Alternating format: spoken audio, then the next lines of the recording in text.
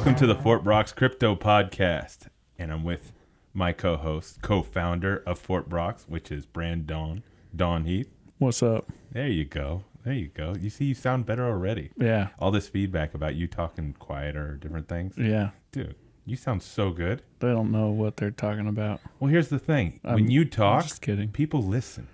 Nah, well, you know. No, on a podcast, when you talk, people listen. Because they kind of have to. Yeah. Or they could switch the podcast, but. Yeah, very easily.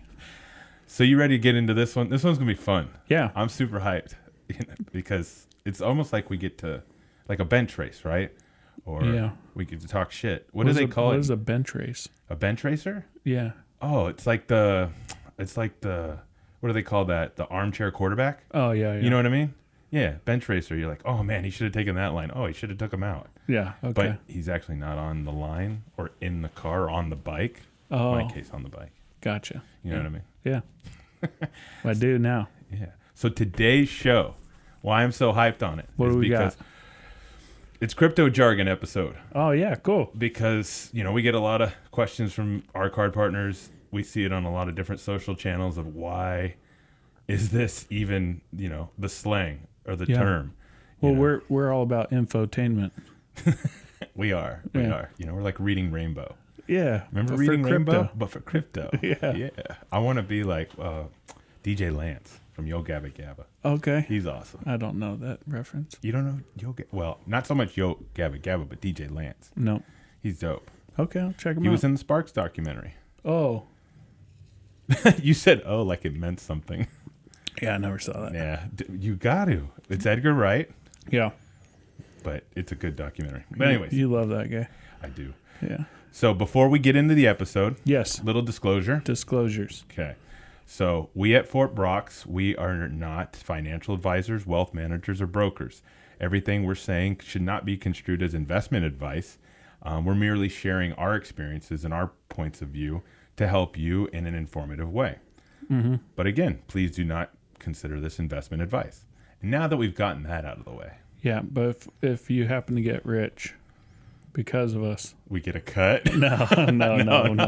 That's not our MO, baby. No, keep your money away from me. But, I accept donations.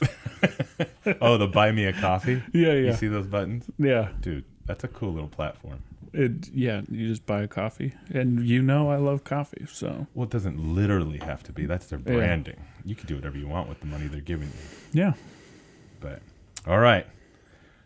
Just so you know, when we were talking about this, conceiving the Crypto Jargon episode, I don't know why, but I immediately had thoughts of when Daniel Radcliffe was on Jimmy Fallon doing the Alphabet Aerobics by Blackalicious. Mm-hmm. You know what I'm talking about? No. Really? Yeah. I wish we could play it right now. I love Dan Rad, though. Well, he loves you. Yeah. Trust me. Hopefully. No. You went and saw every film, right? I've seen every one of his films, I think, that he's done. Even Horns? Yeah. Horns is dope, huh? How about Guns Akimbo? Yes. That was dope, too. That one was so good. And just think about it. Yeah. Whoa. It would have been, a decade later, it would have been in the metaverse. Ooh. Yeah.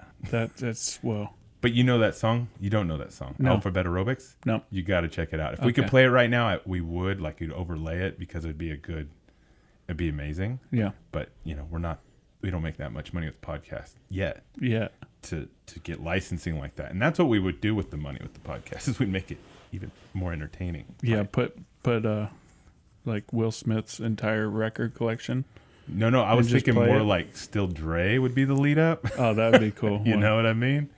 I'm sure we could probably use Mobb Deep because it would cost less right now. I don't know if they're really cashing in like they used to, but I'm a fan. Yeah. All right.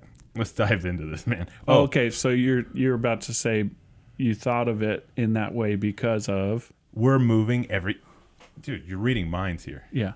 Yes, because we're moving in an alphabetical order with this episode. Got it. So we're doing it this way because if you wanted to skip through at any point in time or reference this episode, you can, because we're moving it in alphabetical order. Plus, we're going to be releasing these on TikTok. So if you just want little nuggets, you can go to our TikTok at Fort Brox. Cool. You know what I mean? Yeah. And, we're fans of TikTok. Yeah. I'm a fan of TikTok. I just like these little snippets of information. It's like the perfect ADD solution, right? Yeah.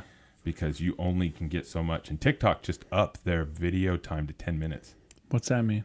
So now you can upload a 10-minute video Oh, to TikTok. wow. Yeah, that's kind of a big deal. Yeah, for sure. And they don't do things just randomly. So there's insight there.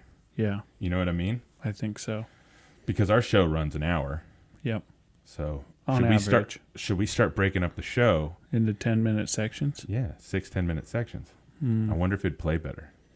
I don't know. Interesting. If anybody has any thoughts, please leave it in the comments or DM us. Yeah. But let's get into this. Yes. You want to lead off with, tell me, Brandon, what is 2FA? 2FA is the initials that stand for two-factor authentication. Authentication? Authentication. I- Basically meaning that you have two ways of signing into some traditional thing, like Instagram. If you don't have it already hooked up, go into your settings, your security, privacy, and hook up 2FA. And that's two-factor authentication, meaning that you're going to use your regular password, or you're going to use a link from your email address, or a text message that's going to come through, or even like a Google Authenticator. There's like Authentify now, where they send Apple has one built right in your iOS, man. Oh wow, okay, I love it. cool. Like for KuCoin, Yeah, I go to the website when I want to go through the web portal to download, all of the different tax forms, which is on one of our walkthroughs on our Yeah. YouTube page. And I can sign with my QR code. yeah, oh yeah, And then it'll send me a text message as well. got it. Yeah, But because it's all tied to my iOS, it'll pop up. Like it'll populate. yeah, it'll So- pre-populate. Yeah. Yeah, Same thing with Mercury Bank. yep. I would just sold on a bunch of coins for my friend on. I actually transferred them out of BitTrue into Coinbase, and they have some major obstacles. Is it anything like the walkthrough we were working on with Pancake Swap? Getting an unlisted coin?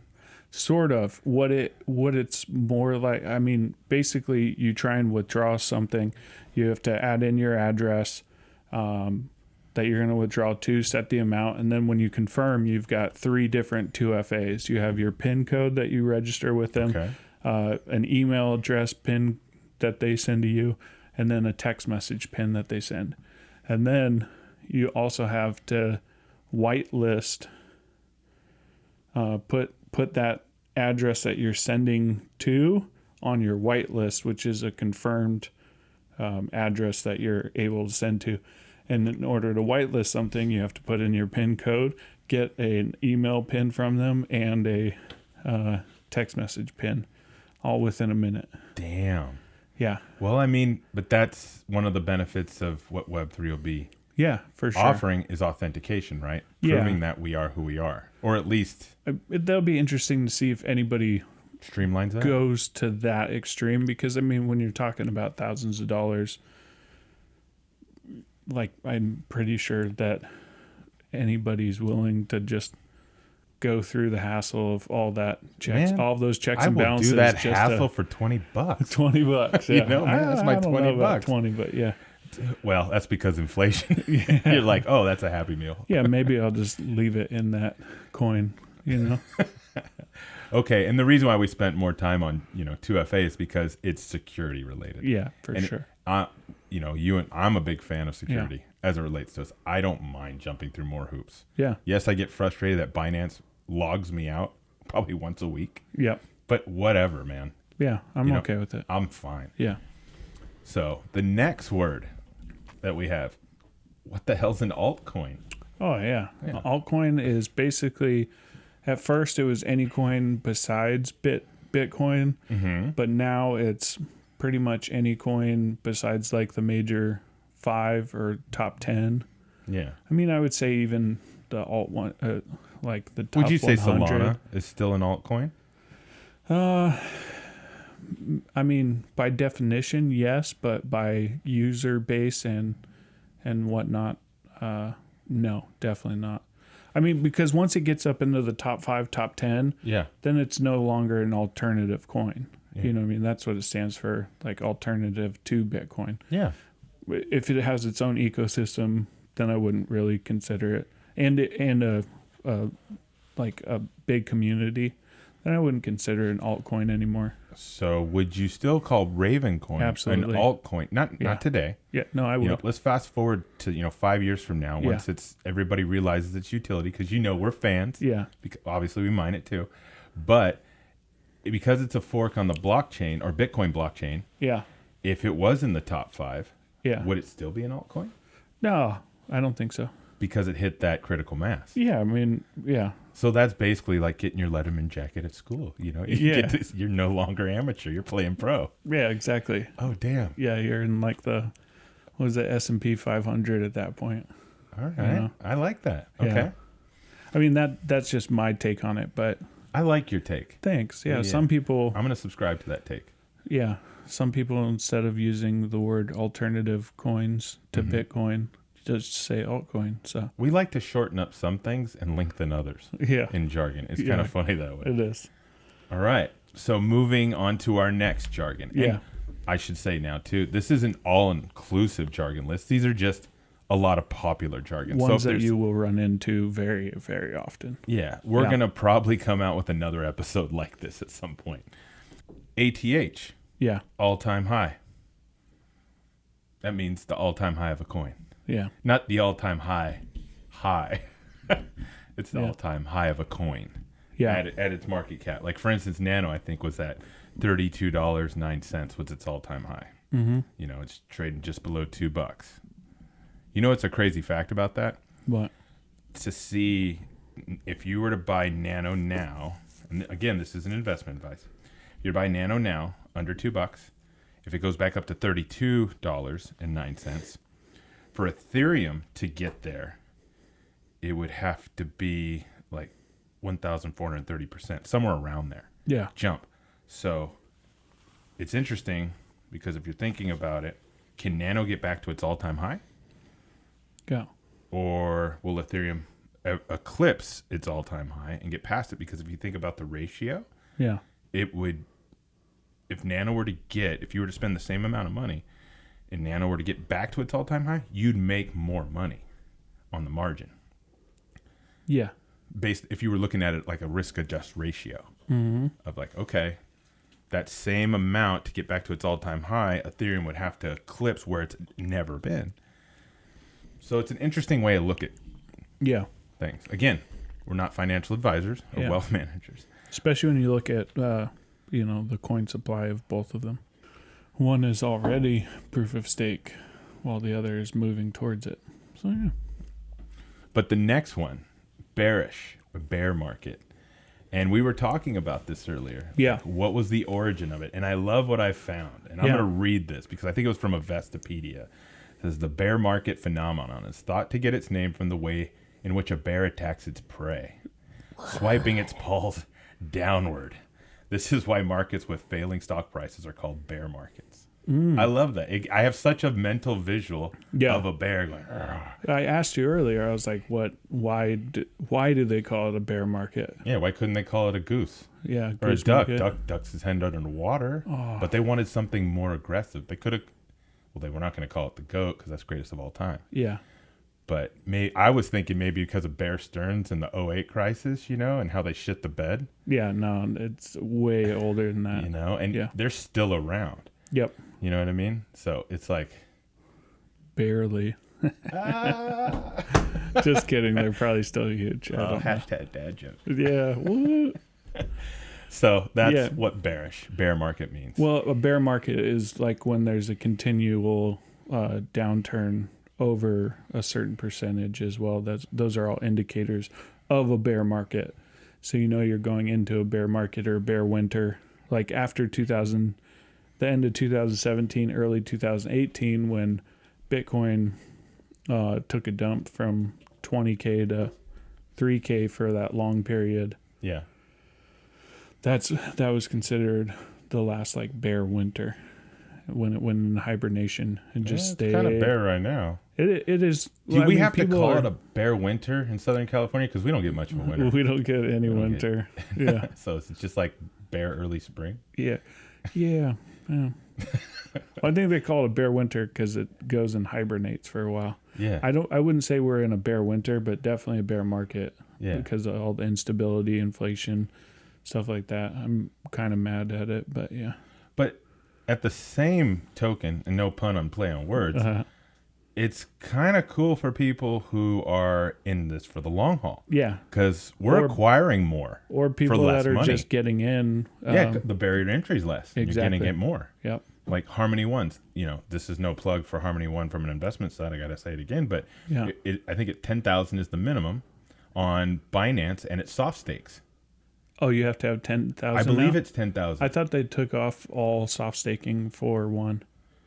Put it this way, I got my distribution last month. Oh, great. Okay. Yeah, I always look because I get giddy every time I see a distribution from anything. That's actually why I bought the Ledger Nano X, was so that I could put my one in there and then X? Yeah.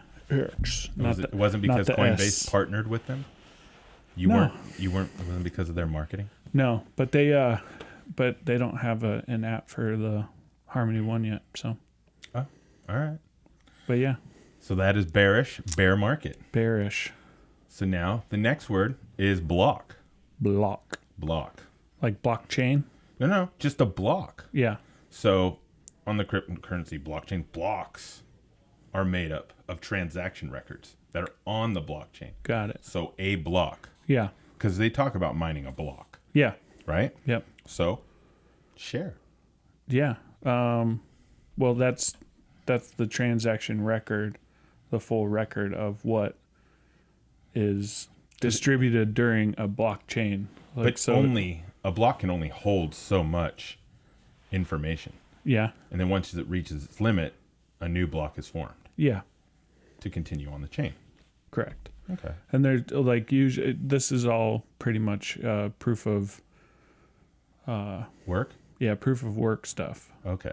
So I don't know if you have proof of or if you have blocks in proof of stake, but it would make sense because it's just groups of data on the blockchain. Yeah.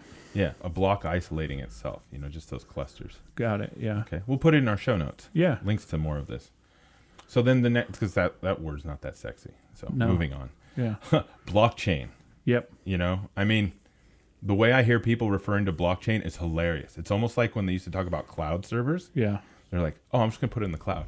Mm-hmm. I'm like talking to people about building things. Oh, we're just going to put it on the blockchain. I go, oh, you are? How are you going to utilize the blockchain? Oh, what do you mean? Yeah. It solves all. Yeah. It's the intercontinental highway, Just going to move it to the blockchain real quick. Yeah. I'm going to put it on the blockchain. So when they talk about security, you go, oh, so how are you going to secure it? Well, it's on the blockchain. I'm going to put it on the blockchain. Yeah. It's the blockchain. You hear that word a lot. Yeah. I feel like if you say it 3 times too, it's like Beetlejuice, it just makes it Satoshi true. comes out. Oh, what? Hello. I'm back.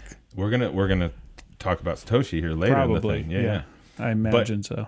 Blockchain, as far as a definitive definition right now, it's a digital form of record keeping, right? And the underlying technology behind cryptocurrencies. So when we talk about crypto and the tech behind it, saying that there's utility, it's because of the blockchain. Mm-hmm. So, got it. So now we're getting into some more acronyms, which we need to really hype because they need to understand where they come from. So BUDL. BUDL. Yeah. It could mean the word build. Yeah. I mean, initially that's what it should have been. I think this one came out after HODL, but we'll get to that one in a minute. That's a funny, hilarious story. But so BUDL, the word build, or, it's a call to arms for building and contributing to the blockchain, right? So. And the cryptocurrency ecosystem. Yeah. Yeah. Yeah. So building. Yeah. Yeah. You want to be part of building it. Like if you're a developer. Or passively holding, right? Yeah. You'll probably, if you're a developer, you'll probably see it on some of your Discords, or if you see it on Twitter somewhere. Oh, yeah, you can hashtag and you'll see it come through. Cool. The next one, bullish or a bull market. Yeah. This one has a cool definition too, man. Well, why did they first start calling it a bull? They said, okay, then again, this was from Investopedia. I do love Investopedia for a lot of things. A bull will thrust its horns up into the air while a bear will swipe down, just as we learned earlier. Mm-hmm. These actions were then related metaphorically to the movement of a market. If the trend was up, it was considered a bull market because my horns are going up. Oh, yeah. Have you ever been to New York and seen that big Wall Street bull? Oh, yeah. Yeah. That's... Oh, my gosh. It's not Merrill Lynch, is it? It might be outside of their building, but I don't think it's theirs. I just know that it was the greatest, like, Instagrammable moment during 08. Yeah, yeah. When everybody shit the bed. That's why I like Big Short. It's cool in that way. Adam McKay did a good job. Yeah. He's the director of that film. For sure. I think he's done a good job with most of his movies. He did Don't Look Up. Yep. Yeah. Yeah. But that was pretty much just Oscar bait, but I liked it. But it is. That's what a bull market is. I would say I'm bullish on him winning an Oscar for something on that. Why didn't they call it the Charlie Sheen market then? You know what I mean? Because it was winning. Yeah, that's true. I mean, I'm of the opinion now that we've evolved more in our communication. So why don't we just start making more new words instead of just being tied to the words that have already been created? Oh. You know what I'm saying? Yeah, that's just confusing, though. Well, because I'm going to tangent real quick like on a BUDL word. Or HODL. This is outside of crypto, but I'm sure it'll be brought into crypto at some point because it's pretty great. Thick. You know? You're like, your girl's thick. You know what I mean? What'd you say about my girl? Well, your girl, our women actually aren't thick, but I like a thick woman. Yeah. And the thing of it is that it's like the way it's meant nowadays is completely different. Yeah. Or something's got juice. Yeah. You know? Oh, my favorite slaps. Oh, that slaps. Yeah. Oh my gosh. Yeah, yeah. It was that's one of my faves. I mean, it's older now, but my point being is this: we just need to start creating more new words. So then this would be like the tiger market? Well, he fluctuates like crypto. Yeah. You know what I mean? The tiger Woods. Like the tiger blood market. I was going back to the Charlie Sheen reference. Gotcha. Yeah, not Tiger Woods. Tiger blood market. No, well, because he does. He's like the crypto market in that way. He's definitely had a candle moment. 2001. Yeah. Well, when he played with his son recently. Yeah. Oh my gosh! Like, you know how many people tuned in? Yeah. Definitely more than the Winter Olympics. Yeah. Probably. Sorry, NBC. Peacock. Come on. They need some help with that UI, man. Yeah. It's no good. It's just the whole way the Winter Olympics was presented. Yeah. And I wanted to watch. Yeah. Like, I still have that feeling when I was a child, man. Yeah. I loved it. So you're bearish on the AI of UI. The UX. The UX. User experience? Yeah. Okay. The user experience. Because the UI is fine. It just user interface? Experience. Well, user interface, yeah. Okay. So they are two separate things. But that's a whole nother story. A whole nother bit of jargon, right? So there you go. That's bullish and bull market. Yeah. This next one pisses people off. Or it should piss people off. Why? And that's why I'm almost sitting up in my chair for those who can't see us right now. The CBDC? Yeah, man. CBDC. You hear the growl.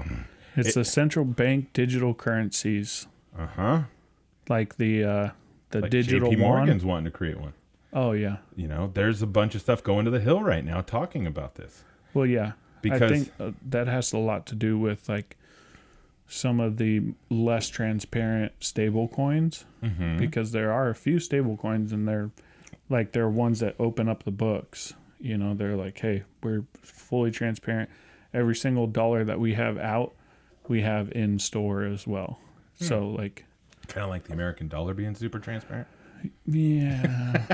That was sarcastic. Yeah, you can just print those if you want, apparently. Why? I don't know. Just trillions of them, I guess. But so, yeah, this is a big point of contention right now. Well, the Federal Reserve is they're looking at printing their own digital currency. So for those that are really into this right now, and I was having a conversation, actually I can't name drop who it was, but it was a developer on one of, the more populated blockchain, anyways. Yeah. Don't need to get in detail. But we were talking about it, and the most layman's way term of saying it is, imagine if you have one of these coins that are a CBDC, central bank digital currency. And I roll up and I want to buy a smart water because I love 50 Cent and I want to feel smarter. And, well, he doesn't own it now. But that if I use a central bank digital currency and I try to pay for it one day, it might not let me. Let's just say whoever's controlling, because it is centralized, could say, no, we will not let you spend this digital currency on that particular item. Oh, yeah. They have that ability. Yeah. This isn't a conspiracy theory. That's just a fact. It's a centrally controlled currency. Yeah. So it's not decentralized It's not at decentralized. And that's one of the things that's been becoming more prevalent lately. Because we talked to a lot of different people starting projects on the blockchain. There are going to be a substantial amount of use cases that are centralized. Yeah. Not decentralized. People think it's inherently decentralized. It's not. No. So, I mean, there's some that are designed not to be decentralized. Yeah. You know? The technology that's been revealed because of crypto is offering a lot of opportunity. And I think sometimes it should be utilized in a centralized fashion if the use case is right. Yeah. But in this particular one, this one's interesting. Yeah. So coin. That's our next word, coin. What's coin? Well, it's it's what we call basically any cryptocurrency. Well, I mean, they could be a token as well, but they're different. If they're a coin, they're actually a cryptocurrency and they're considered a coin, then that means that they are a true cryptocurrency and not like a token, which is a representative of a digital asset or digital value digital value. So on any given blockchain, like Bitcoin has a Bitcoin blockchain and Bitcoin coin. Yeah, exactly. And that's what people need to understand, like Ethereum, Ether. Yeah. In the Ethereum blockchain. Yeah. Yeah. And then, you've got tokens as well. Yeah. So. Like Cosmos is, I think their ticker sign's Atom, right? Atom? Yeah. Maybe. I believe so. That'll be in the show notes. Okay. So coin's not as sexy to talk about. It's pretty simple, straightforward. Cold storage, cold wallet. This is something we get a lot of questions about from our card partners, especially because there is a differentiation. Yeah. Like, what is cold storage? Yeah. Well, I mean, or a cold wallet. Well, cold wallet is something that you put it's a programmable like hard drive where you store your I guess it would be like dApp file or some file with an application that holds the coins that you have. It gives you something tangible, and you can unplug it. Yeah, you can unplug it from anything. So that would be a cold storage. I mean, they also have like paper storage as well now. Okay. People talk about that. Okay. I mean, it doesn't mean that people can't see that you have those coins. It just means they're taken out of circulation where it's like nobody can get to them at that point. So it does add a layer of security. Absolutely. But it comes with its own inherent risk. Absolutely, yeah. Because it is a physical item that it's on. Yeah, you can lose that item. You can pour some sort of viscous liquid that never comes off that item. Yeah, because that's where I store my cold wallets and cold storage. It's next to the craziest liquids that I have in my possession. Yeah. I mean, it makes sense. Yeah, your WD-40 your storage gasoline. as well. Yeah. No, I get you. Yeah, I got my gasoline storage. All right. So that helps, man. No, because that's how I articulate it to people. That it's just any wallet that you can pull out of offline. And for some reason, people, it gives them a sense of security because they feel like it's tangible now. Yeah. You know? But, I mean, we'll talk a little bit about it in some of the other. I mean, there is some cold storage or cold wallets that, well, I don't know. Would this actually be considered cold storage? Like a ledger? Because it's not actually, unless you pull them onto the ledger, it wouldn't actually be considered cold storage. That's just like a physical representation inserted in that allows you to. He's using his fingers in between each other. Yeah. That like inserts itself as an extra layer of physical protection between being able to be bought and sold, received, or. You know what? That'd be good for sent. the show notes. We're going to put those in the show notes for sure. Yeah. Because I hear about, the ledger or the Trezor. I know the Trezor is real cold storage, but like when you have your MetaMask hooked up to your ledger, since your MetaMask is on, would your ledger just be like 2FA, like an extra level of authentication? We'll look that up. Yeah. Okay. No, it's all going to be in show notes. That's Duly interesting. noted here. Cool. All right. So the next word it's super simple. Crypto. Crypto, short for, Cryptocurrency. crypto technologies. I mean, it's kind of Smurfy in that way, right? Yeah. So if you understand that reference, Papa Smurf, was smurfing along and it was a Smurfy day. In this particular case, you can make the word crypto reference a couple things at different times, but its origin is cryptocurrency. Yeah. But Do you know what cryptids are? No. Are you making stuff up? No. Oh, educate me. Might be cryptoids. It's like make-believe animals, like Bigfoot, Chupacabra. Wait, you don't believe in Bigfoot? No, I didn't say. I don't believe them. The Loch Ness Monster. But Nessie? those are cryptids. Or cryptoids. I can't remember. I don't know, man. Yeah. All right. I just saw, first time I heard it, I was like, what? Is what I'm doing make-believe? Some people think it is. Yeah, that's true. No, some people think it is. I kind of like that. The longer that stereotype holds on, I'm kind of happy about this. Yeah? Just because it means that we have more time. More time. To acquire, certain coins, and then they'll go to the moon. Yeah. But we'll talk about that in a minute, too. Exactly. This next phrase, it was just for shits and giggles. It was called crypto tax. Yeah. There's nothing sexy about that. It's just tax. Yeah. And we had, the episode with Mel Curley, who was a former IRS agent, talk about that just an episode ago, I believe. Yeah. So, yeah. We'll just leave it on that episode. We don't need to talk about taxes anymore right now. Yeah. Hopefully this comes out and we'll be past taxes. So dApp. What is a dApp? The meaning. DAPP. Yeah. It's a decentralized application. Mm-hmm. So basically any application designed for decentralized like finances, decentralized cryptocurrencies, stuff like that. Yeah. I know Ethereum is the biggest network right now supporting work it. in conjunction with those. Yeah. Yeah. The ERC20 network is huge. So decentralization. What does decentralization mean? Do you want to hear the methodical way of saying what it is? Yeah, I would love that. All right. Again, this was pulled from, I believe it was Investopedia. The principle of distributing power away from a central point. Mm-hmm.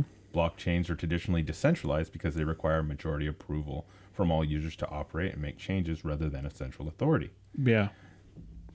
I'm a big fan of decentralization because it puts the power back in the hands of the people. Which is ironic because they're removing the human element in a way. Yeah. But it empowers humans. Yeah. It's like, that phrase, get out of your own way. Yeah. It applies to so many things. Yeah. Both emotional and physical. Yeah. So in this particular way, decentralization allows us as humans to get out of our own way. Yeah. At least that's the hope, right? Yeah. It's like that Ludacris song. Move, person. Get out of your own way. Get out the way. Yeah. Move, person. That's a pronoun, right? Yeah. Now, because I just, Yeah. Luda. Oh, my God. That's funny. We had lunch with him once. What? Yeah, the lady from Westfield. Wow. My old partner, Brad, and I. Oh, that felt like such a name drop. We might have to edit that. Yeah, hold on. Let me pick this up. Pick that up. Hope it's not too heavy. I think my ego's next to it. Yeah. So, I too am a big fan of decentralization. So. Oh, I know you are. Yeah, big fan. People will hear it on the Ethereum episode, I'm sure. And the Raven coin episode. Yeah, for sure. So DeFi. What's DeFi? Decentralized finance. DeFi. We like shortening words in this community. Yeah. Well, because it's a lot to say, decentralized finance. Yeah. But when you say DeFi, it's like, I got my point across quicker and I sound cool. Yeah. Don't I? I think so. Yeah. I hope so. You say it again. DeFi. Yeah, you sound so good. Yeah. Yeah. Thanks, yeah. man. Yeah. I mean, it sounds like what you're doing is official too. What you're doing basically with these is you're just taking out the banks, you're taking out the intermediary, instead of saying like, okay, Visa, like I'm going to use your card, swipe you here, and then go like pay for this thing. So Visa is the one that's doing the transaction report, whatever they do in But Visa it's also land. faster. And it's basically going, hey, I'm going to just go straight to you and give you this money. So then, yeah.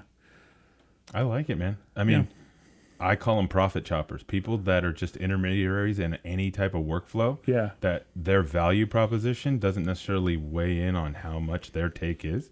Mm-hmm. Let's eliminate profit choppers because most of the time they create friction. Yeah.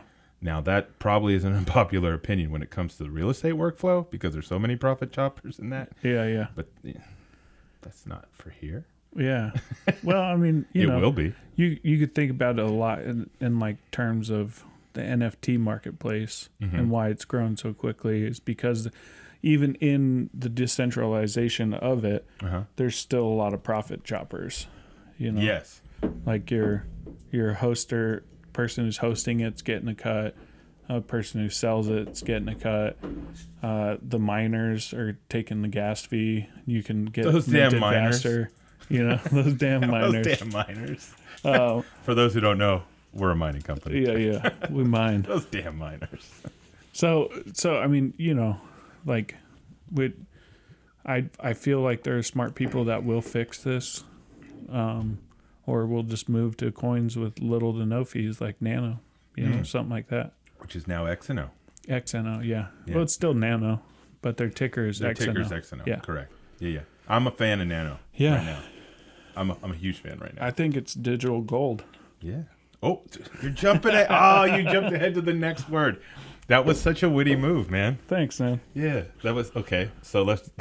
What's digital gold, Brandon? Well, experts sometimes compare specific currencies to real gold based on the way it can be stored, and increase in value. Yeah. You read it out loud, like he was reading verbatim against our notes that we had pulled. Yeah. And even after you read it, you're having to reread it so you understand what you just read. Yeah. Some people say that the original Roman language was written like that. Like what? So that when you read it, yeah. If you read it out loud, you would have to interpret the sentence afterwards in your brain. I don't know. Isn't that how most things is? That's called comprehension. Oh, you could call that, learning jargon. Learning jargon. Learning jargon comprehension. Yeah. Your comprehension skills. Yeah. Well, I mean, digital gold, people, anything with a store of value, that's like Bitcoin, they call that digital gold. But they're actually like some stable coins use gold in their reserves as a way to peg their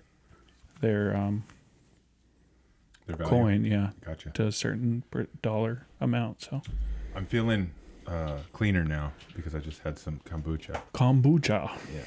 Yeah, but I mean, with that, I would just DYOR. I don't know.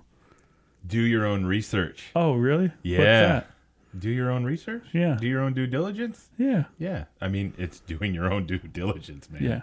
I mean, I'm a big fan. I know. That was the next word for any listeners or watchers. DYOR. DYOR. Yeah. I'm just trying to do seamless transition. See how this works out.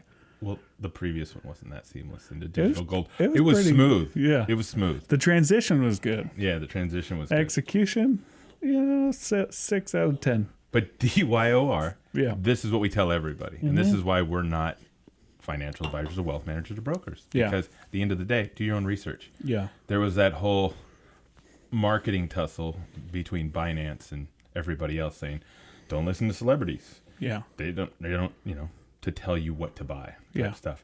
And it's like, you're talking about Matt Damon? Mr. Matt Damien? I always think about Guillermo and Jimmy Fallon when they say that. Why? Because that's how Mr. Matt Damien. Mr. Matt Damien. It's hilarious when Guillermo talks, But because at the end of every episode of Kimmel, he'd be like, Brandon's vaping. This is bad in a podcast studio. Just so you know. Yeah, the mics don't like it. They're looking at me right now. They have feelings. No, they don't. But anyways, yes. So do your own research. We celebrate that notion across the board. It just needs, you do your own homework. There's so much free information out there. There's a ton of noise. Yeah. Ton of noise. But do your own homework. Yeah. What is an exchange? Oh, an exchange is any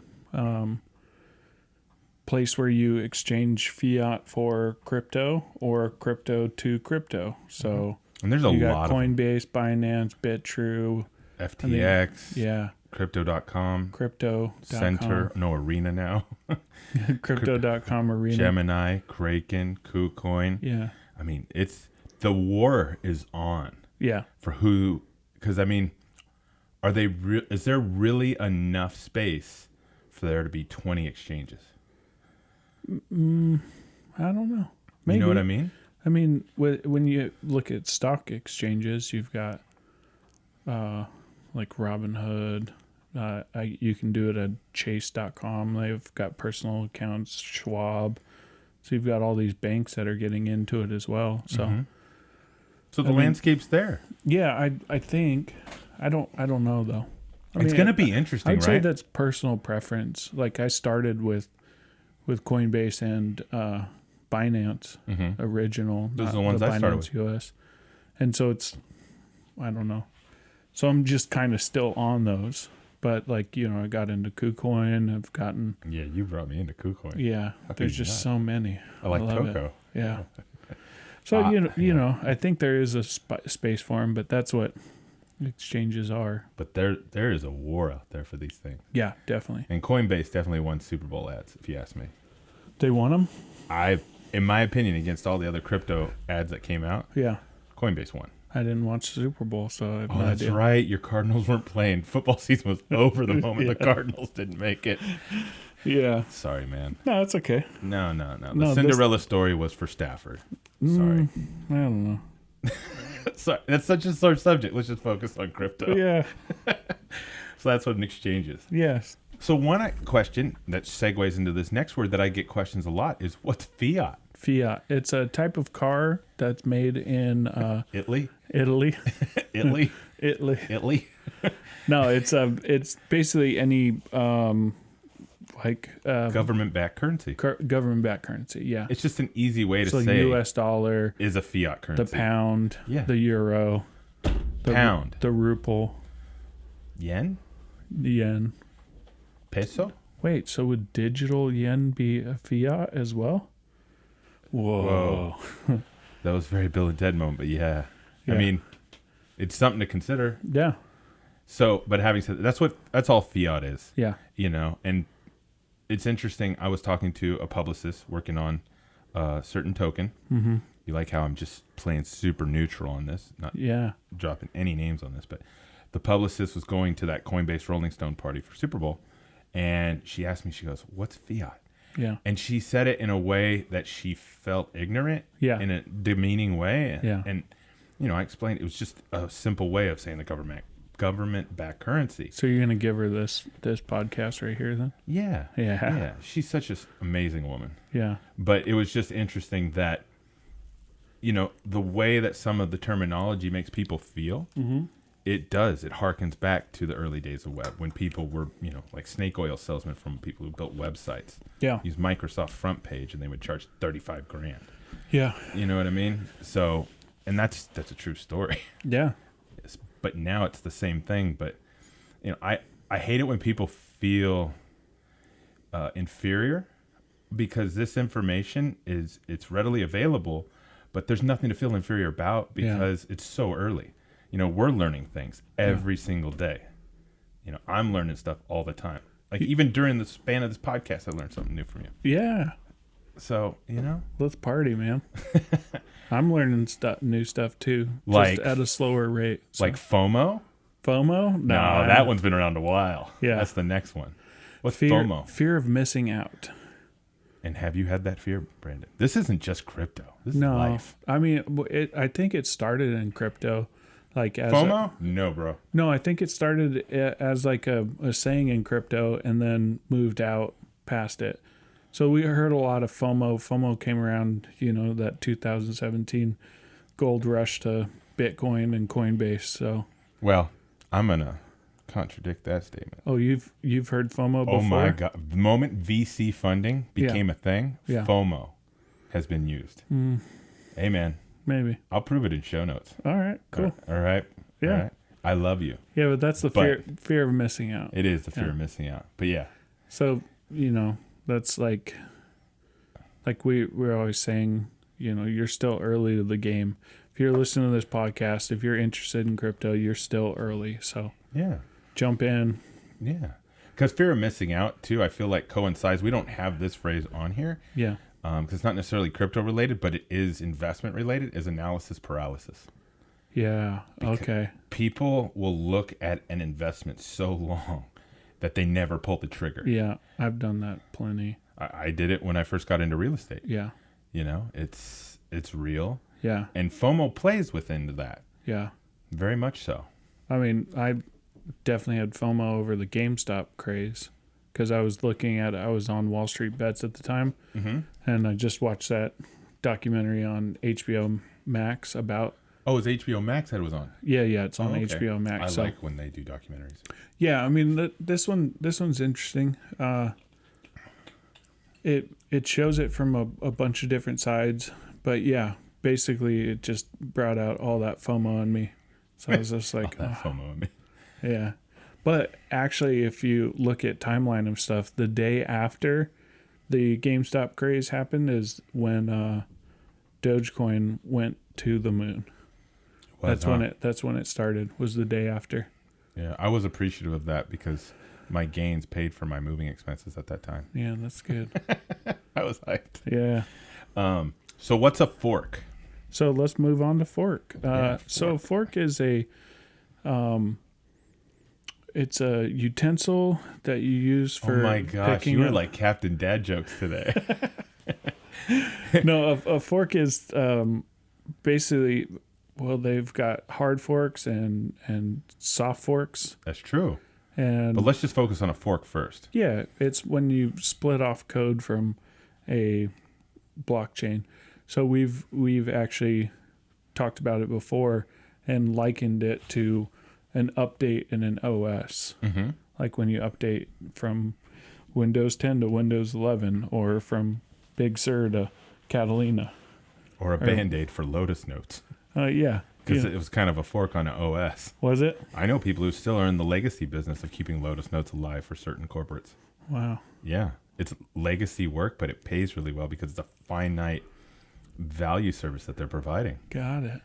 But yeah. That's what a fork is when it when you break off and go in a different direction with that code. Yeah. So when a blockchain user make changes to its rules. Yeah. It allows them to kind of move. And Ravencoin is a fork on the Bitcoin blockchain. Yeah. Yeah. Using the code differently. Yeah. So what's FUD? F-U-D. Fear, uncertainty, and doubt. Yeah. That also goes with analysis paralysis. Yeah. Too. But you started hearing it a lot when I've heard it a lot lately. Yeah. Since October of 2021 till now. Yeah. 2020, I see it on, Twitter. Yeah. A lot. And a lot of people say, they're just throwing FUD, They're just FUD. Or that's all FUD, fear, uncertainty, doubt. And I think that also came along in that earlier stages. And then people would try and shill you coins. Don't jump ahead on me. You're going to F to S, baby, when you're dropping No, shit. No, I know. When they're trying to sell you on their coins or the next thing that's going to, moon. Yeah. When, We'll get to M's. I got to explain it somehow. Everything's going to be explained in slang and acronyms, Until then? Yeah.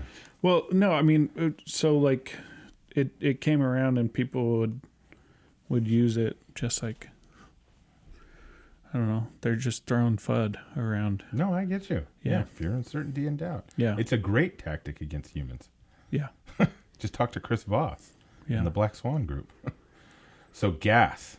Yeah. What is gas? Gas. And gas fees. Gas fees? Yeah. Well, it's, developer fee whenever you're trying to use the network. Yeah. So, like Ethereum, yeah. the gas fee is paid in Ether. Yeah. Which is the native cryptocurrency of Ethereum. Yeah.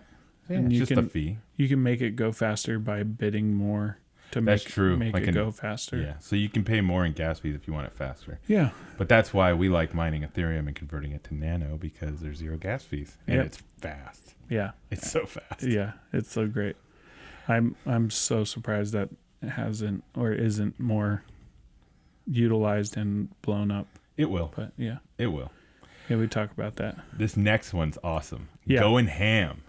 Going ham. Hard as a motherfucker. Yeah. And it needs to be noted, in my mind, when I say going ham, motherfucker is not M-O-T-H-E-R. No, sir. It's M-U-T-H-A. Motherfucker. Almost Californication-wise. Oh, okay. Like David Duchovny's character. Yeah. The way he says it. Motherfucker. Motherfucker. Motherfucker. You like that? Yeah. No, that's the way he said it. I think he says it like that. Yeah. But it's so awesome. And then That's going ham. Yeah. Hard as a motherfucker. Yeah, they're going ham on it. Skateboarding, they have AMFDA. Yeah. All motherfucking day. Yeah. Oh. Yeah. I'm a fan of that. It just cracks me up. Yeah. I don't know why. Or like FUBAR. Yeah. Fucked Yeah. up beyond all recognition. That was Tango and Cash. Remember that? With really? Kurt Russell and Sylvester Stallone? Oh. Their buddy cop movie? No. Yeah. I mean, I know I'm older. I know the name. Dating myself here. And I've seen it, but You know I the don't name remember. Kurt Russell? No. I know Tango and Cash. Oh, dude. Tango and Cash. Yeah. With that. Didn't it win Best Picture at the Oscars? More like a Razzie. Yeah. But I love that film, you know? Yeah, for sure. But yeah, so there you go. Going ham, baby. Yeah. Having. Having. What is having? I don't having any more of it. Oh my gosh. You're on fire today, brother. Yeah. No, having is when you get to a certain number of blocks during the mining process, they will instrument halving into it. So that means that for every block that you get, you will receive half as much. And then, they space them out, number of blocks, and then also like time wise. So like every 4 years, Bitcoin goes through a halving, I think. Is it Bitcoin that does it 4 years? That's what it says, yeah. Okay. We're going to put something in the show notes of why. Because that's a deeper conversation, in my opinion. Yeah. Why coins have. Like Ravencoin just had their first halving. In January of 2022. Correct. This is 4 years old. Yeah. Yeah. So there's rationale behind it. You know what I mean? I mean, stocks do splits. Yeah. So it's similar in nature. But well, I think it's a deflationary tactic. Yeah. Gotcha. Well, we'll put it in the show notes. Correct. Definitely, because it is, in my opinion, it's a deeper subject that could be dived into. Hash. Hash. What is hash? So when you go to I Amsterdam. knew you were going to say that. Have you been to Amsterdam? Yeah, once or twice. Yeah, so you've had hash. Yeah, maybe. Maybe. But you cannot convert. Well, actually, it's not illegal in California anymore. Yeah, I love it. But a hash in crypto. I tell people it's like the FedEx tracking number. Yes. It's basically the string of numbers and letters that identifies the block. Correct. The blockchain. Yeah. It's that simple. They use it in IPFS, the Interplanetary file system. They use it in, HBAR. Instead of blockchain, they use a hash graph, which is a different way of connecting. Yeah. So like a bunch of HBAR believers and truthers. What's up, Riley? They believe that that's, a superior to just like a blockchain. Oh. Yeah. All right. So yeah, if you want to check that out. So DYOR, you know what I mean? Yeah, dude. DYOR. Yeah. PDQ. Yeah, what is PDQ? Pretty damn quick. Oh yeah. Yeah, you got to give it some TLC. OE. OE? Or English? else. Or OL? I don't know. I don't know why. TLC, some tender loving care. Or it could be the band, the trio. T-Boz. I don't want no waterfalls. So moving on. I don't want no scrubs. So this one, this is a popular one. Yes. And the origins of it, are kind of crypto mythic now, right? It's like urban legend. Are they? HODL. HODL. Yeah, that's true. So I'll read you. It's a HODL. HODL. So it's derived from the misspelling of hold. Yes. Meaning hold your crypto. But because the misspelling has been so prevalent for so long, because it supposedly originated in 2013 with a post on Bitcoin Talk Forum, because it was a misspelling meme, and it was supposed to be for hold. People are calling it holding on for dear life. No, they're not. I've seen people say it. No, those aren't real people. Those aren't real. Well, those are bots. Those are bots. But what the funny part is, there's no F in the HODL. Yeah, right. But they say it that way. Yeah, that's not its original meaning. So let's just stick to hold. Yeah. It's a misspelling of hold. Yeah. But you know what? Why course correct at this point? It's funner this way. Yeah. Hashtag HODL. Yeah. It means hold your crypto. Yeah. It means hold. We hold a lot. Yeah. The bear winters we are experiencing, or maybe pseudo bear winter. Yeah. Not even scared. Why? Because we're here for the next 5, 10, 15, 20 years. Yeah. That's my thought process on it. Yeah. Yours? Sure. You're so agreeable. Dad joke agreeable. I love it. I mean, just HODL in your hot wallet and whatever. Oh. I've never heard it called a hot wallet. It's just like a... You know why? It's because you're so far along in your crypto journey. Is that way? Yeah, you're so superior. Well, just because, I've heard cold wallet and cold storage a lot, but never hot wallet. I've heard hot wallet. Really? Yeah. Oh, okay. I talked to a lot of newbies. Yeah. Well, damn it, we're jumping into stuff. You're jumping. By accident? Yeah. They got big lips, man. They start moving, man. They don't know when to stop. Yeah. So a hot wallet. Yeah. What's a hot wallet? MetaMask, Trust Wallet, any software-based wallet. So like even some of your exchange wallets, I guess would be hot wallets. Yeah. And they're more susceptible security-wise, but that's why we suggest 2FA. Yeah. 2FA, 3FA, 4FA. Cuatro FA? Yeah. That's Spanish for four? It means 4 hefes. 4 FAs.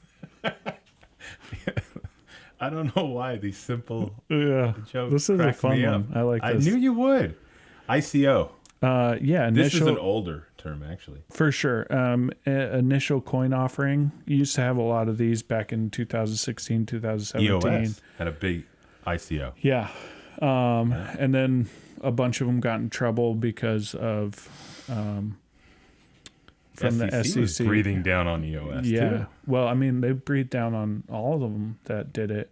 Like right now they're going after Ripple. Yeah. Because they're just trying to break that code. But I think that was why they initially came after them. I'm not positive on that. Well, it's the XRP side of things, because they said that they could control the market in such a way. Oh, okay. that was one of their, I guess you'd say, pillars in the argument. They're trying to turn it into a security. Yeah. Yeah. And it's going to be a bellwether case for sure. Yeah. And bellwether, this is a little sidebar. It's basically a bellwether is kind of slang in legal sense that it creates a point of reference. So in the first Obamacare case, and that's a completely interesting story, but I have a friend who was definitely high on the ladder of Obamacare cases when it came out in the medical space. But a bellwether case, let's say that first case gets a $100 million settlement. Every other lawyer is going to fight to try to hit that because that set the ceiling. So a bellwether sets the ceiling. So in this particular case, that's how it's referenced. Yeah. Little sidebar. Cool. IPFS, Interplanetary File System. Yeah. What the hell is actually an interplanetary file system? Well, it's just a different way of storing your data online. So like pictures, video, stuff like that. It gives it a 16-bit hash, a 16-letter, or what do they call it? Alphanumerical. Yeah. It could be letters or numbers. You want to read the MIT version of this? Sure. Let's see. Yeah. The Interplanetary File System is a protocol and peer-to-peer network for storing and sharing data in the distributed file system. IPFS uses content addressing to uniquely identify each file in a global namespace connecting all computing devices. Yeah. Yeah. So there you go. The unique identifier being an alphanumeric channel. Got it. Now we have KYC. KYC means not Kentucky Fried Chicken. That's KFC. This is know your customer. Oh, KFC. I thought you were talking about KY jelly. No. Damn it. Know your customers. Yeah. KYC. Yep. Yep. So know your customers, man. Yeah. I mean, it was basically, I think, codified into law by Congress saying that, like exchanges have to do know your customer stuff in order for them to like report on crypto holdings. So basically anytime you make an admin profile or profile on one of the exchanges, they're going to go through basic know your customer stuff. I'm going to put that in the show notes. Like Binance will have the, send your Binance US will have like send your driver's license, stuff like that. Know your customers. Know your customer verification. Yeah. Yeah, definitely putting that in the show notes. You Yeah. can see more information on that one. Just like when you go to a bank, they got to know. Oh, don't get me started. I went to go get a real ID at the DMV. Oh. And I pulled out my current DMV license, and they said that's not a valid form of identification. Mm-hmm. Come on. Yeah. Like, I couldn't help but laugh because getting mad would be stupid. Yeah. Well, I mean, you're the one that gave me this. Because the logic that's already being displayed, it's like, okay, Yeah. I got you. Yeah. What do you need to prove I'm me? You know what the proof I was who I was? My birth certificate. Yeah. Not my passport, my birth certificate. Your passport should be legal, though. It was. But the person behind the counter wanted my birth certificate over my passport. And it's like, I don't even have a picture on that. No. Oh, And no. it's paper. Yeah. But you won't accept the previous ID that you signed to me. She wouldn't accept the passport? She has to accept the passport. I'm going to say they. They. Because I don't want to say if it was a female or a man. You know why? But you already said she. But it wasn't a she. Oh. Yeah, you can listen back. Okay. Yeah. Mining. Mining. Yeah. What is mining? Well, we talk about this quite often, but Yeah. we'll just say it's the process where new cryptocurrency coins are made available and the log of transactions between users maintained. That was a definition that I pulled, but I don't necessarily agree with that definition. No. I mean, it talks about it in a layman's way, Yeah. but miners, especially proof of work, Yeah. you know what I mean? We're the ones funneling the transactions. We're the computing power allowing transactions to happen. Yeah. And we do get our rewarded for network. it. Yeah. Yeah, and we get rewarded for it. Yeah. What's it? Yeah, you're keeping the blockchain intact. Yeah. So this segues into a node. Yeah. NODE. What's a node? a node is a way for a proof of stake to actually. Well, in crypto, yes. Yeah. But it's a computer that connects to the blockchain network. Correct. But if you're staking coins, those coins act as nodes, like Yeah. a virtual computer that connects to the blockchain network. Well, yeah. I mean, you have to delegate a node. Yes. So you have to set a node, which is a computer that connects to the blockchain. And then with those becomes like staking rewards. Because it's a hard stake. You can't just pull them in and out. No, you have to, stake over time. And one of the reasons why you have to have a certain amount in order to set up a node, you have to hold a certain amount, is because if they find that your node isn't in, like, what do you call that? Viability, or like there's something off with it, then they penalize you by taking away some of the crypto in your staking holdings. So, yeah, I'm kind of a noob at that stuff. Oh, that segued so perfectly. Yeah. Noob is basically a new user, new to the market. Yeah. I mean, but here's the funny thing about being a noob. I know people have been in the space for 5 years and still a noob. Yeah. I mean, currently I'm trying to set up a node for a few coins, but I'm a noob in the space. Whereas like mining, I Noob know doesn't a lot necessarily about it. have to be a negative connotation. No, for More sure. often than not, Yeah. it's used as a negative, Yeah. a derogatory, Yeah. but it doesn't have Well, to be. in gaming, but like Not so much in I'm a crypto. self-professed noob at most things. So We're constantly learning. yeah, Educate exactly. me. Yeah, It's the best way. absolutely. That's because Nah, I couldn't segue into this next one quite as smooth as you. Yeah. The P2P. Yeah. Peer-to-peer. Yeah. Yeah, it's basically your friends or people you know. No, that's the wrong P2P. I was describing you putting your fingers together like E.T. and Elliot, man. Yeah, that's what I said. Yeah, man. Yeah. So next one would peer be to peer. So yeah, a lot of networks and decentralization. That's why they call it P2P. It's peer-to-peer. Yeah, because there's no intermediary. Yeah. PFP. Yep. Profile picture. Yeah. Yeah. Profile picture. Yeah. I mean, and they talk about it a lot with like NFTs. Well, Twitter now has that. Yeah. NFT, PFP feature. I love how people are switching up their usernames too, or they. To what? Or well, it goes with it, right? It says .eth.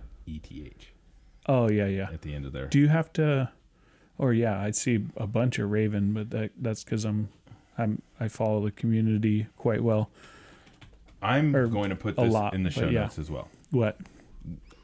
The details regarding the Twitter profile. Oh, okay. And the .eth on those profiles. Okay. Well, yeah, I think, yeah. But with the profile picture NFT thing, do you have to have a blue check mark, or you have to pay like Twitter extra? I don't know. That's why I'm going to put it in the show notes. So. Okay. But yeah, I'm not so sure. I think right now you do. So interesting. So what's a private key? That's private, bro. You know what I mean? Man, I just took a drink of my kombucha and I will spit that out everywhere, man. Kombucha. So private key is any key that you're supposed to keep to yourself. Well, like your bank account or password. I get it. It's just funny. Like it's your password to something, or like your mnemonic phrase, or something. When you get a ledger, it'll give you 16, or is it 24? I think it's 24 letters or words now, like randomized words. You write those down. They'll give you a little piece of paper. Write it down. You're supposed to put it away in a safe. They give you a piece of paper? Yeah, they give you a piece of paper. Through my computer? No. When you get a ledger? Yeah. Oh, I know. I'm just messing with you. Yeah.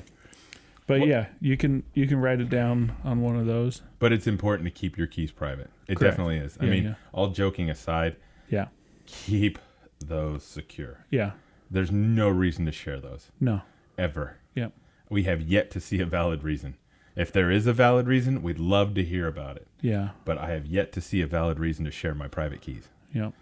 Because the next one, public keys. Keep your privates to yourself. Yeah, they taught us that in elementary school. Yeah.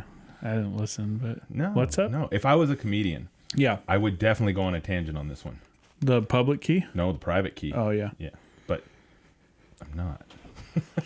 So public keys, they're your wallet's address. Yeah. Share those. It's whatever address. Yeah. Yeah. A lot of people will just post it, be like, hey, tip me. Yeah. In P.O. whatever box. crypto. Airdrop me. That's why you see people pushing up on Twitter all the time. Yeah. Saying, this is my public address.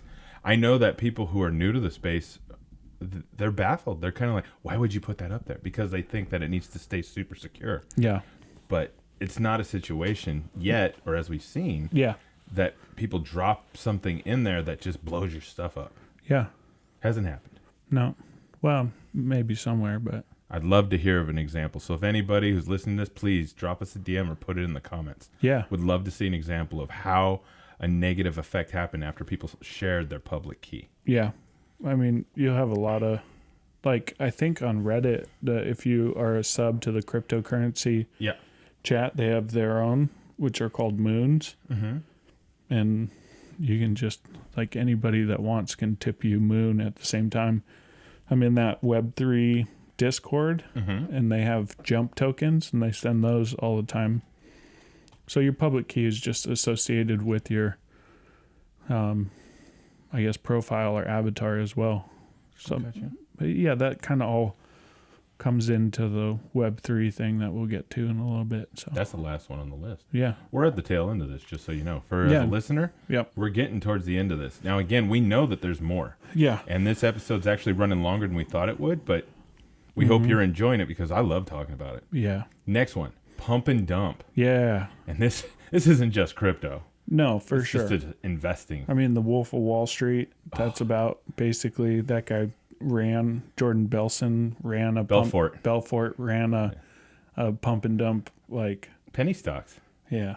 I mean, you could consider altcoins as penny stocks, but I feel like there's way more utility. Yeah. Well, I mean, in some of them, yeah. In some, I would say like you have your shit coins or your poo coins. There's a whole website dedicated to it. A lot of people go on and just pump those up and then dump them. So yeah, I mean, you get a new term is like rug pull. Yep. But we'll get to that, I think. So yeah, we're gonna get to rug pull. But the pump and dump was also super popularized by the GameStop, AMC stock craze. No, because nobody was dumping it. That was more just a in 2016, 17, my buddy and I, we used to go on to Discord channels that were all about pump and dump. And so what they would do is they'd be like, okay, at this time we're going to drop the name of a coin, go to it, buy as much as possible. And like they straight up said, this is a pump and dump. We're going to pump it at this time. And then it's up to you to get out if you get out in time. Wow. And so they would take these really, really low coins so you could just buy a whole bunch of them. I didn't participate in any, if any government agency is listening. If they aren't, they're going to start. But you know what? They'll add to the listener base. Yeah, exactly. That's good. Okay. You know, you need it. Remember? Yeah. Silver linings playbook here. So yeah, I mean, basically, you had a lot of that early on. Yeah. And I feel like that, contributed to the FUD of the entire crypto space and the fear, uncertainty, helped us go into that bear winter during, the 2018 I got you. crash. So I'm trying to incorporate all these words together, but it's all right. Yeah, I'm sure we can compile something. Yeah, eventually. I don't think the GameStop thing was. You don't see that as a pump and dump? No, because there's still a lot of people that held on, and it's held on to its value from before 2020, which was at $5 a share, to it's still $100 to $120 a share right now. So there you go then. So there was no real dump to that. Okay. Yeah. But this segues into REKT. Yes. Wrecked. Yep.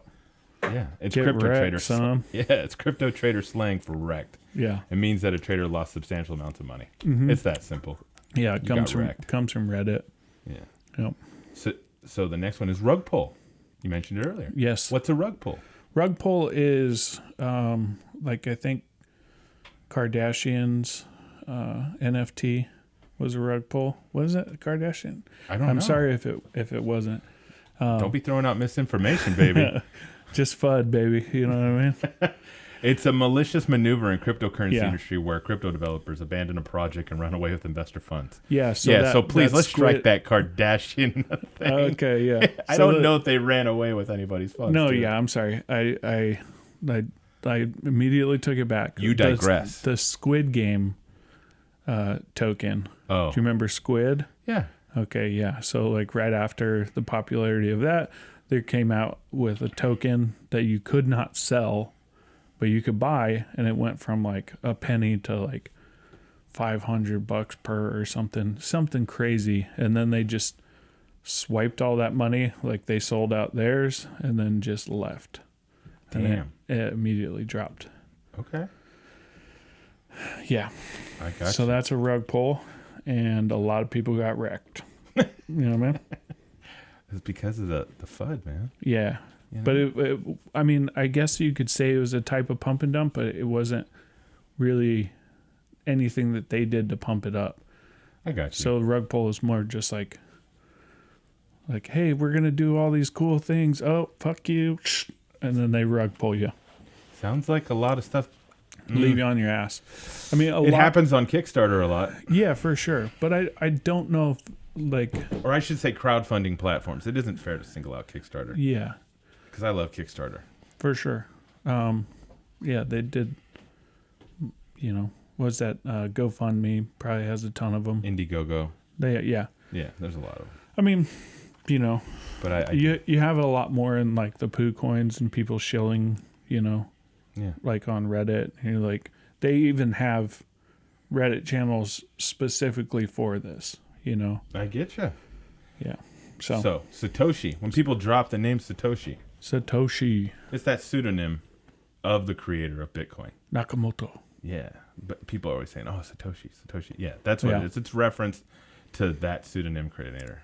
Correct. And also the white paper that he wrote. The smallest amount of the smallest amount in the Bitcoin like thing. So like you have 1 Bitcoin and then it's broken up into like 8 zeros or something. Okay. Or 6. And so one of those, the smallest denomination integer would be a Satoshi. Exactly. Interesting. And that's why they say like sats or, you know, X amount of Satoshi. Did not know that. Yeah. Whereas like with Ethereum, it's what? GUI? Oh, my brain just grew a little bit. That's Did why it? I had a little headache. Like the smallest of the Ethereum is a GUI. Yeah. Yeah. So that I knew because of the Ethereum episode we did. Yep. So what's shilling a coin? Shilling. And this we kind of got into this a little bit. Yeah. Like there's webs or Reddit channels, Discord channels, stuff like that, where somebody will come and blast out like, "Hey, I just came up with a coin. This is going to be huge." Like basically, everybody you're the buy hype in. guy. Yeah, or you're the hype guy. person. So you're the PR person behind. Elon Musk is shilling behind it. Yeah. shilling Doge all the time. Yeah. You're not necessarily directly officially related or for sure on behalf of any one particular coin. But if we're fans. I'm always shilling Raven. You love Raven. Yeah. We've pushed we've pushed VeChain. Yeah. Toko. Yeah. So in a sense, we're shilling those. Well, it doesn't have to be negative. I mean, you push VeChain. Me, not so much. You don't like them anymore? I don't. Justin liked them. Yeah, Justin loves them. Yeah, I still love them. I don't know. You don't have the same. I don't got the same love, but it's okay. It's all right. I just won't chill it. Yeah. I'll shill it. Yeah. From time to time. Yeah. So that's what shilling is. Yeah. So come in with your hot tip and you're shilling it. Slippage. Yes. Why did you just start laughing when you said that? The character Joey on Friends. He has such a little boy's mind, that character, Yeah. And I immediately, I go there sometimes, as just a little boy, very infantile. Yeah. But whatever. Slippage.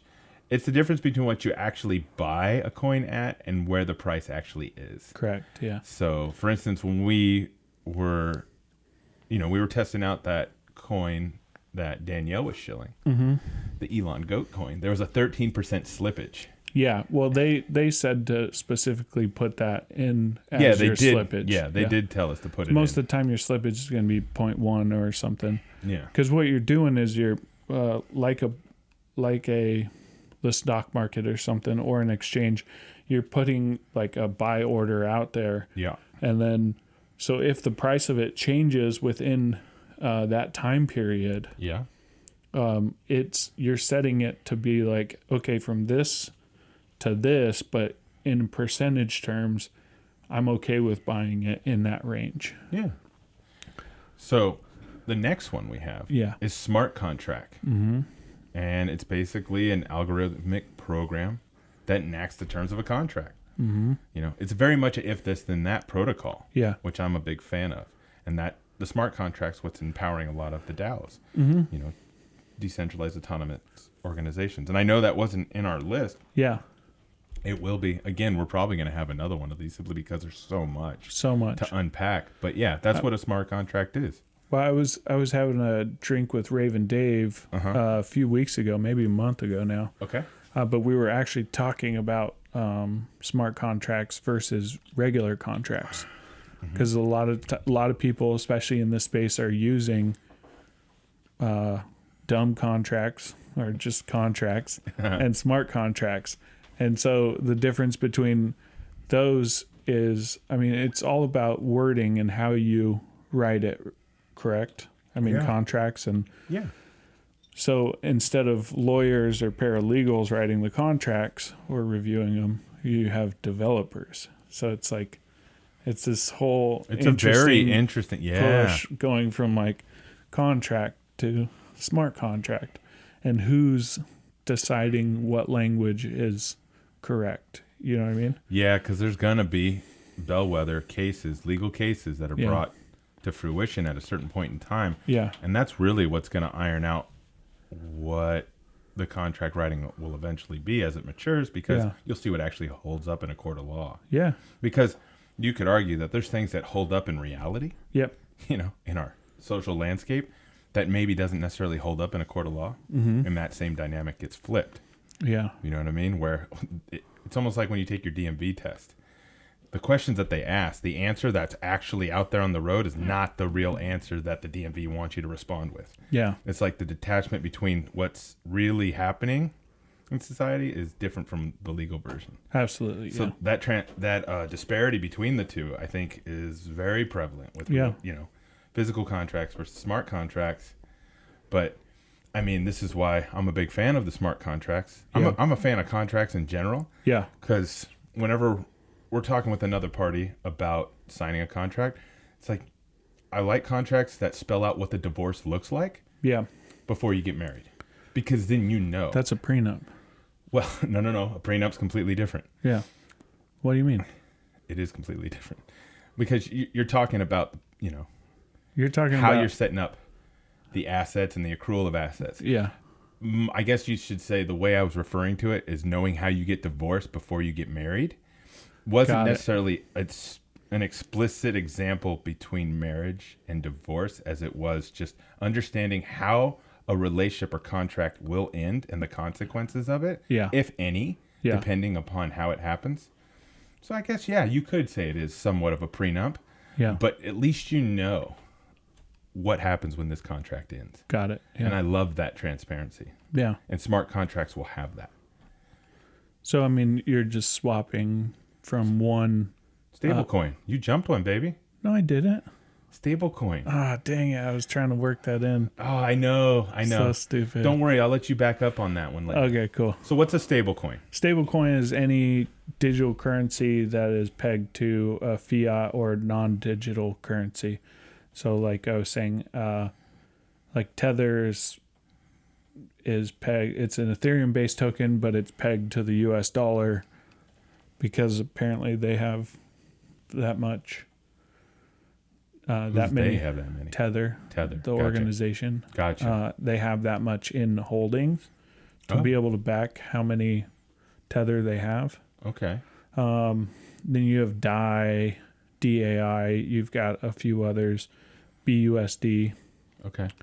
A bunch of ones to, you know, basically that are pegged to the US dollar. Gotcha. Yeah. No, understood. So, I mean, imagine that like the digital yuan is backed by the yuan. So.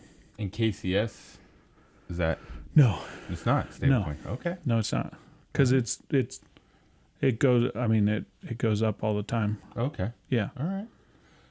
Like Binance's coin. Mm-hmm. Didn't they just change the name of it to something else? What is that coin, the ticker for it? I don't know. Let's take a look. Yeah, but that one's not stable coin. But that is their native coin. You know what I mean? Mm-hmm. BNB. BNB. Yeah. So like that's, you know, goes anywhere from 300 to 600. So. All right. Yeah. So what's a swap? Is whenever, you know, the key game back in the 60s.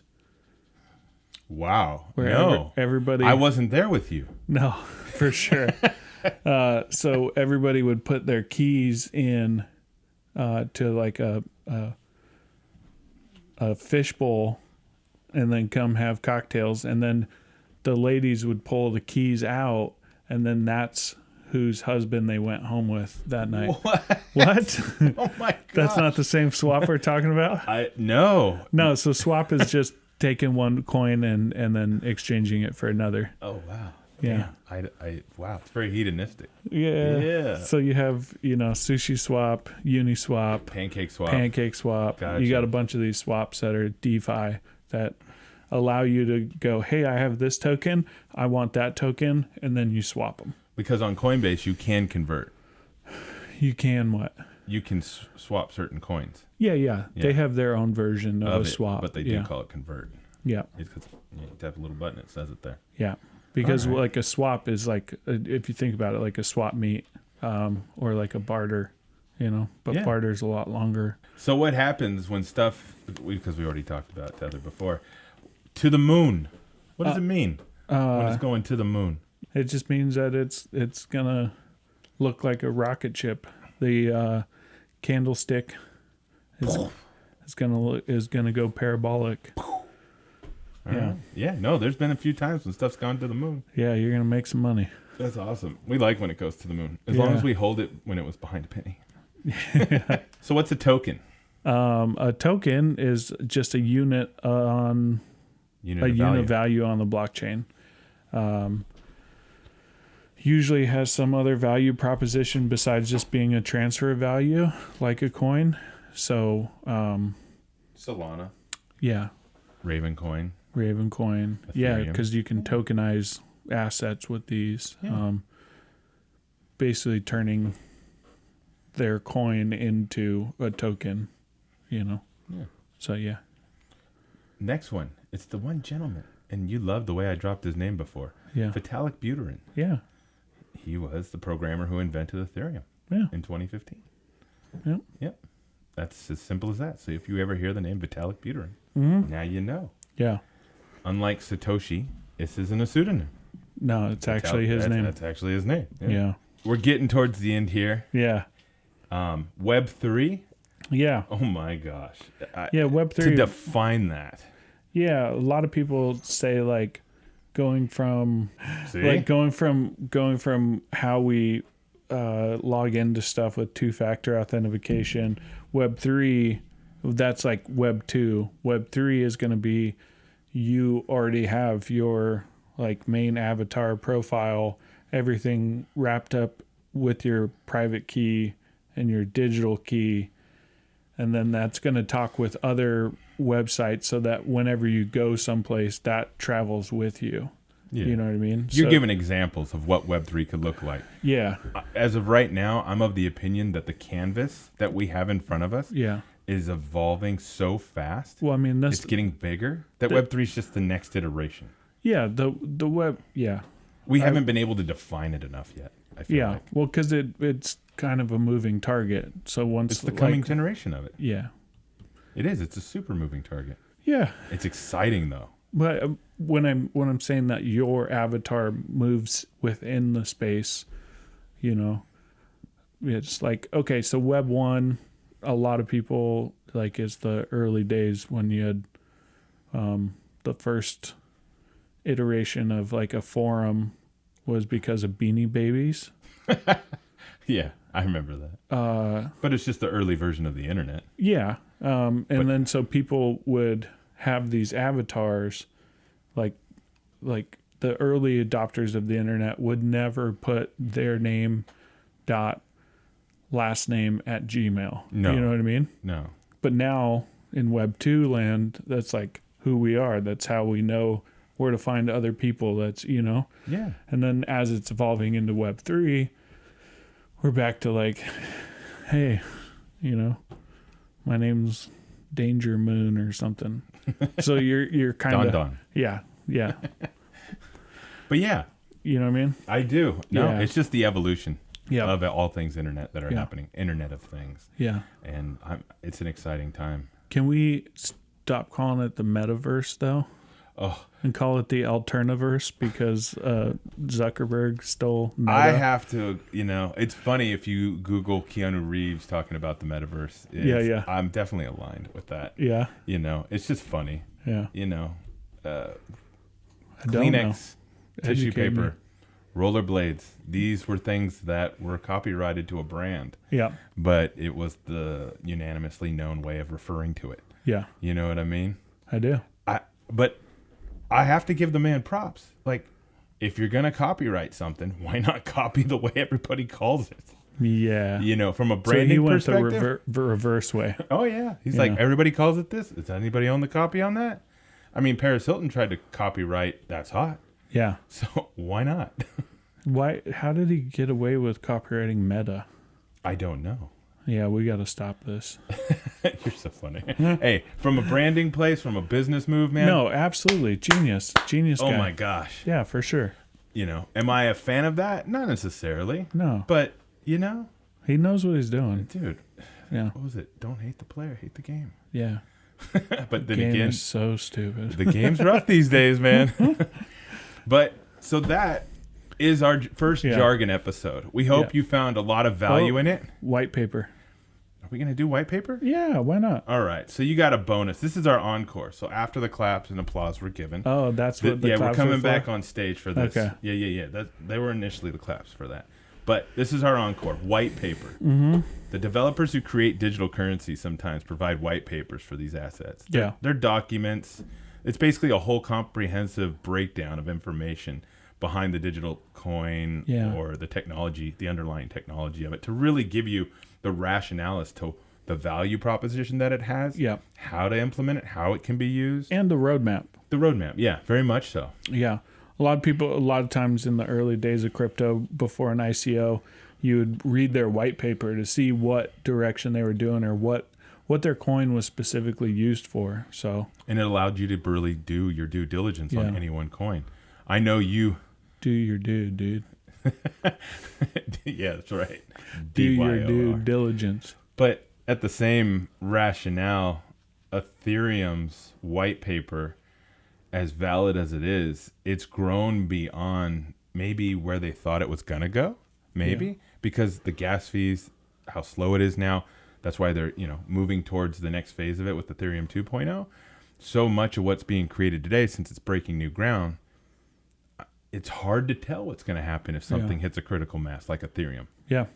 Because they didn't, clearly by its technology and the way that it's functioning, it can't handle this type of load on it. Yeah. That's why it's slower. But that was our encore for the jargon episode. Thanks, the white guys. paper. Yeah. So hopefully you found value in this. Yeah. You know what I mean? Let us know which coins we need to talk about next. Or not coins, I'm sorry. Terminologies, jargon. That's all right, man. You've been in front of that mic for an hour and a half almost, man. Yeah. No, you're tuckered out. tired. I need to get you fed. Yeah. Let's go eat some food, man. But to close out, if you found value in this show, please share it with others. We'd love it. We really appreciate you when you do that, and hopefully you found value in this show. If you'd like to be notified when new episodes become available, please subscribe on whichever platform you're on or watching from. The recording podcast studio is provided by ADU West Coast and Seal Beach. They turn underutilized garage space and backyards into rental housing units. We're big fans, good people. Their website is www.aduwestcoast.com. Original music is by The Celebrators. My good friend, Mr. Brad McLean. He was awesome and hooked it up. This show is produced by Wizard Cats and Vocal Visual. We thank you again for listening to the Fort Brock's Crypto Podcast. Thanks, guys.